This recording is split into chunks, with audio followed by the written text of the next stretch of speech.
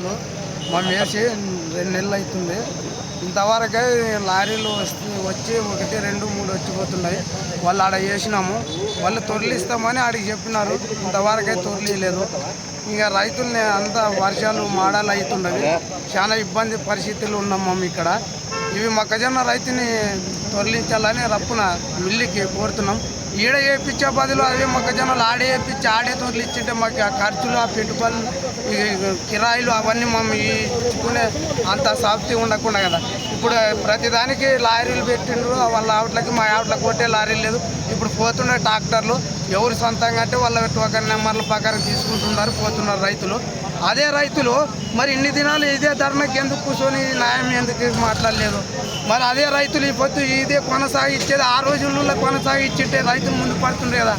ఈ రోజు ఎందుకు కొనసాగిస్తున్నారు ఇదే రైతులు? మరి ఇదే ధర్మంలో చేయొచ్చు కదా. అదే మార్కెట్ ఆడేకపోతే ఆడే పోయి చేయాల్సి ఇదే రైతులు ఆడే చేసి ఆడే పట్టించి ఆడే చేసింటే మనకి ఖర్చులు అన్ని పెట్టుబడులు అన్నీ తక్కువవుతున్నాయి కదా. ఇప్పుడు ఈ నుండి ఆడికి వానికి 1500 అడుగుతున్నాడు ఒక డీజన్కి వచ్చేసి, ఒక 100 బస్తాలకి. ఆడ నుండి ఇప్పుడు ఆడికి దొరికించాలా, మళ్ళీ వాళ్ళకి ఆమాలోళ్ళకి మేమేయాలా. ఆడ ఆమాలోళ్ళు లేరు, మరి ఆడ ట్రాక్టర్లు, మరి ఆడ లోడ్ ఆన్లోడ్ కాకుంటే 4-5 రోజులు ఆపాలంటే వాటికి పిల్లులు, మరి ఖర్చులు మేమే వేయాల. ఇవన్నిట్లకి ఆడికంటే ఉద్ధరించుకున్న రైతులు. మరి ఈ రైతులు కూడా అందరూ పట్టి పాకాడితేనే కదా రైతు ఉంటేనే ఈ మొక్కజొన్న రైతు పోయేది. ముందరనే చెప్పారని ముందరనే పోతున్నారు ఈ రైతులు. అట్లా